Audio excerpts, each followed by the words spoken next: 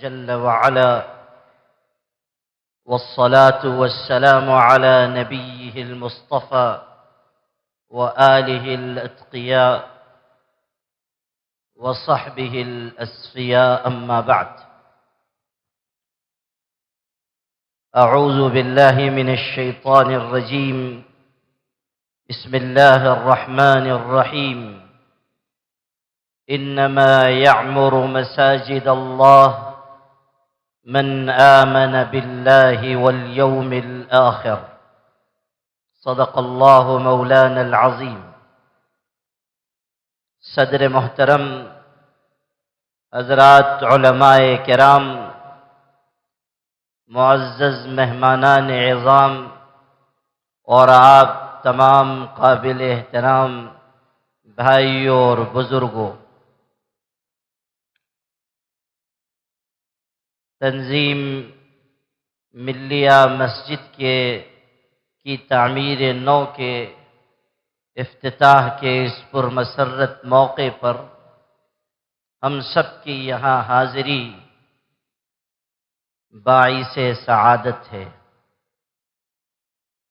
جن لوگوں نے اس مسجد کی بنیاد رکھی اور جنہوں نے اس کی تعمیر و توسیع میں حصہ لیا،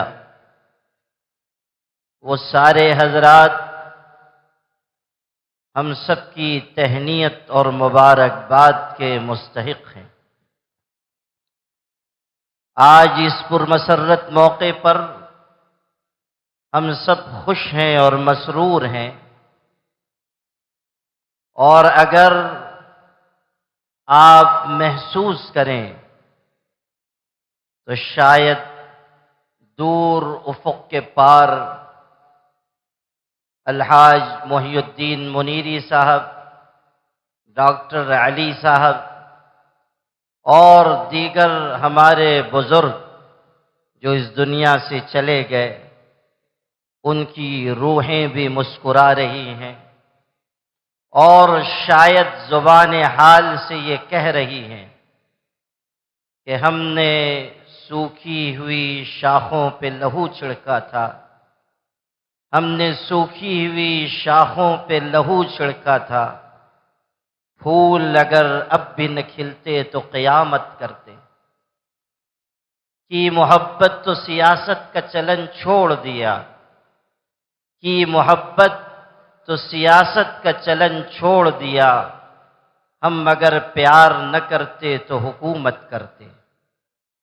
حضرات گرامی، مسجدیں اللہ یہیں سے تقسیم ہوتی ہے اور پورے اسلامی معاشرے کو صلاح و فلاح کا پیغام انہی مسجدوں سے ملتا ہے۔ اسی لیے یہ اعلان ہے وَأَنَّ الْمَسَاجِدَ لِلَّهِ فَلَا تَدْعُوا مَعَ اللَّهِ أَحَدًا، کہ مسجدیں کسی اور کی نہیں ہیں، مسجدیں اللہ کی ہیں، اور جب مسجدیں اللہ کی ہیں تو مسجدوں میں اللہ کے کسی کو نہ پکارو، کبریائی اور عظمت صرف اللہ کی بیان کرو۔ آپ غور کیجئے کہ مسجد اسلامی تعلیمات کا کیسا مظہر ہے۔ اسلام کی بنیادی تعلیم توحید کی ہے، اور توحید تمام عبادتوں اور عقیدوں کی بنیاد ہے۔ ما تعلمت العبید افضل من التوحید، بندوں نے توحید سے بڑھ کر کوئی چیز نہیں سیکھی۔ ایک شخص اجنبی انسان بھی مسجد میں آئے تو وہ محسوس کر سکتا ہے کہ اللہ کا گھر توحید کی تعلیم کا مظہر ہے۔ یہاں کوئی مورت نہیں، کوئی بت نہیں، کوئی تصویر نہیں، یہاں اگر سجدہ ہے تو صرف اللہ کے آگے، اور یہیں سے یہ اعلان ہے کہ انہو من یشرک باللہ فقد حرم اللہ علیہ الجنہ ومأواہ النار، کہ جو کوئی شرک کے راستے پر چلے گا جنت اس کے لیے حرام ہے اور جہنم اس کا ٹھکانہ ہے۔ اسلام کی تعلیم ہے مساوات، کہ دنیا کے انسان برابر ہیں۔ آپ اس تعلیم کو مسجد میں دیکھیں کہ یہاں شاہ و گدا برابر ہیں۔ محمود و ایاز اگر ایک صف میں کھڑے ہیں تو وہ مسجد ہے۔ آپ دیکھیں کہ دنیا اونچ نیچ کے نظام کی وجہ سے کس قدر پریشان ہے۔ ہزاروں سال گزر چکے، ہمارا یہ ملک ذات پات کے نظام کی وجہ سے ظلم و ستم اور کرب و درد کے مرحلوں سے گزارا جا رہا ہے۔ لاکھوں نہیں کروڑوں انسان ہیں کہ جن کو صرف اس بنیاد پر کہ وہ نچلی ذات کے ہیں دبا کر کچل کر رکھ دیا گیا۔ ایسے نازک وقت میں جبکہ ترقی یافتہ یورپ کالے اور گورے کی تفریق میں تقسیم ہے، مسجدیں پکار پکار کر کہتی ہیں کہ دنیا کے سارے انسان برابر ہیں۔ یا ایھا الناس انا خلقناکم من ذکر و انثی وجعلناکم شعوبا وقبائل لتعارفوا۔ دنیا کی کسی عبادت گاہ میں آپ کو مساوات کا وہ منظر دیکھنے کو نہیں ملے گا جو آپ کو مسجد میں دیکھنے کو مل رہا ہے۔ ہم آپ اس کی قدر نہیں جان رہے ہیں، لیکن انسانیت سے پوچھئے کہ جو ذات پات کے نظام کی چکی میں پس رہے ہیں ان کی نگاہ میں مساوات کے اس نظام کی کیسی قدر و قیمت ہے۔ اسی مسجد سے علم کا پیغام دنیا میں دیا جا رہا ہے۔ یہی مسجد ہے جو پکار پکار کر کہہ رہی ہے کہ من اراد الدنیا فعلیہ بالعلم ومن اراد الآخرة فعلیہ بالعلم ومن اراد کلیہما فعلیہ بالعلم۔ جو دنیا چاہے اسے بھی چاہیے کہ علم حاصل کرے، جسے آخرت مطلوب ہو وہ بھی علم حاصل کرے، اور جو دنیا اور آخرت دونوں ایک ساتھ چاہتا ہو اسے بھی چاہیے کہ علم حاصل کرے۔ یہ پیغام مسجد کے ذریعے پوری امت مسلمہ تک پہنچے کہ علم ہماری پہچان ہے اور اسی کے ذریعے دنیا اور آخرت میں ہماری کامیابی اور سرخروئی اور سرفرازی ہے۔ میرے بھائیوں، مسجد مسلمانوں کے لیے اسی طرح ضروری ہے جیسے مچھلی کے لیے پانی ضروری ہے۔ بغیر مسجد کے مسلمان زندگی نہیں گزار سکتا۔ اور یہ بھی سمجھیے کہ مسجد صرف نماز کے لیے، تلاوت کے لیے، ذکر کے لیے نہیں ہے۔ مسجد مسلمانوں کی تمام دینی ملی ضرورتوں کی تکمیل کی جگہ ہے۔ مسجد ہمارے لیے ایک پاور ہاؤس ہے جہاں سے پوری ملت اسلامیہ کو پیغام ملے گا، حوصلہ ملے گا، رہنمائی ملے گی، غریبوں کو مدد ملے گی، خدا کے کلمے کو بلند کرنے کی کوششیں کی جائیں گی۔ جب تک مسجدوں کا اصل کردار زندہ تھا یہ ملت بھی زندہ اور تابندہ تھی۔ جب سے مسجدوں کا اصل کردار نگاہوں سے روپوش ہوا ہے ملت کے اوپر زوال و نکبت طاری ہے۔ ضرورت ہے کہ ہم مسجدوں کے اصل کردار کو زندہ کریں۔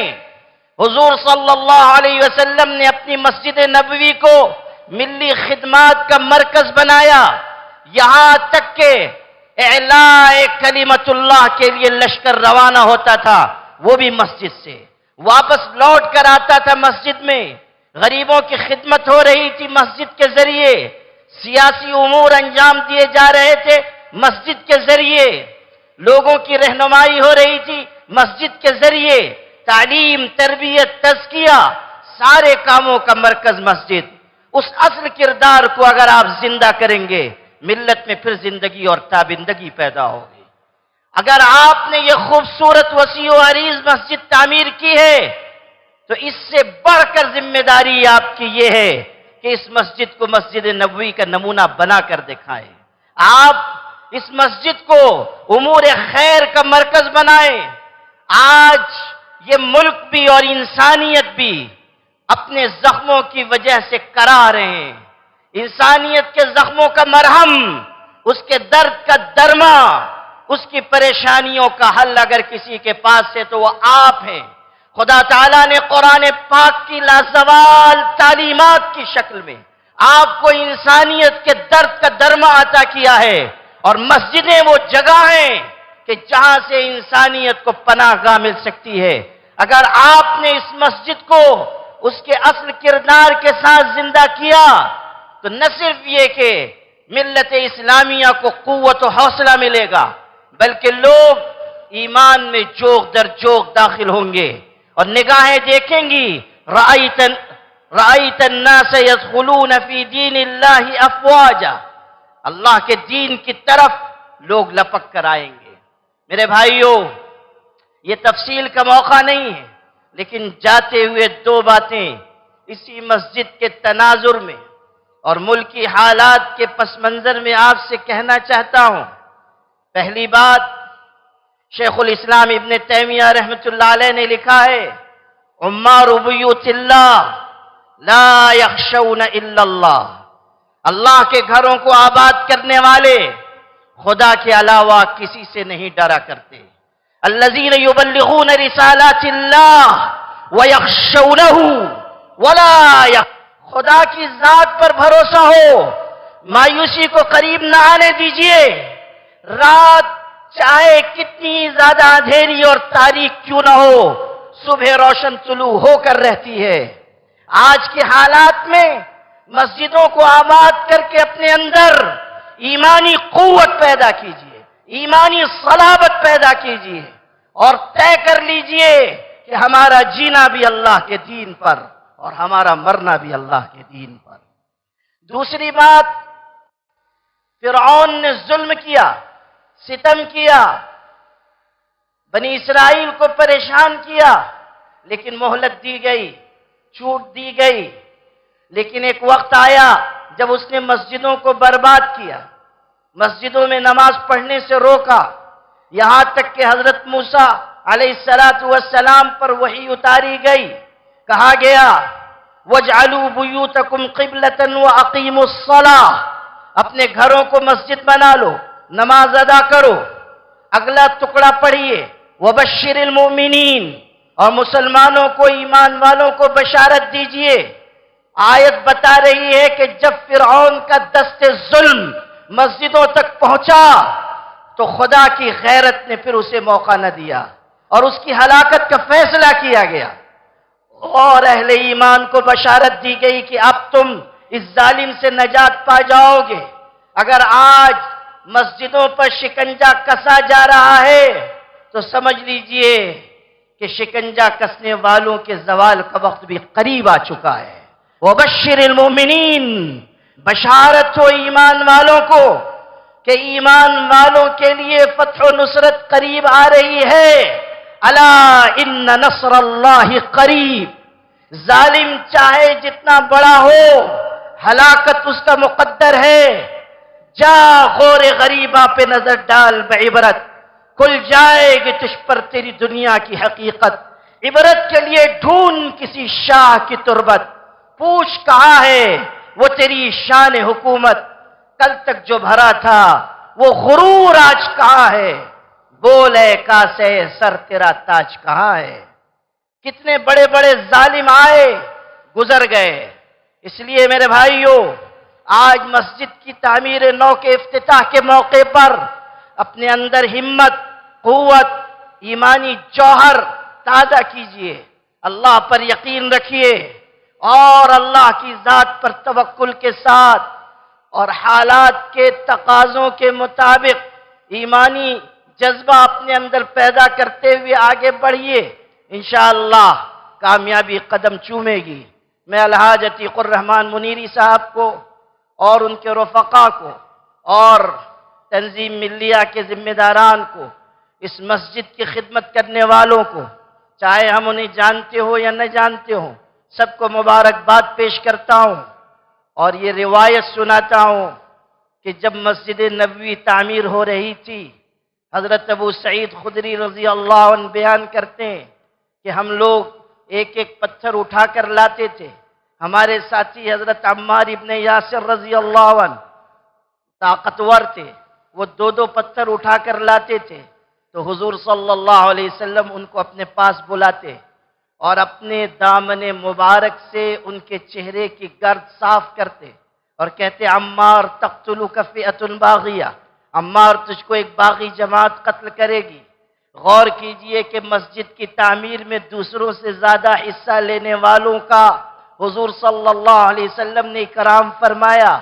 اللہ کے ضابطے نہیں بدلتے، اگر اخلاص کے ساتھ آج بھی اللہ کے گھروں کی خدمت کرنے والے حضور کی خدمت میں پیش کیے جائیں تو اللہ کے پاک رسول صلی اللہ علیہ وسلم ان کا اعزاز و اکرام فرمائیں۔ آپ یقین مانیے کہ مسجد کی خدمت، مسجد کی تعمیر، مسجد کی صفائی، مسجد کی مرمت، مسجد سے جڑے ہوئے کاموں کو انجام دینا عین سعادت و برکت ہے۔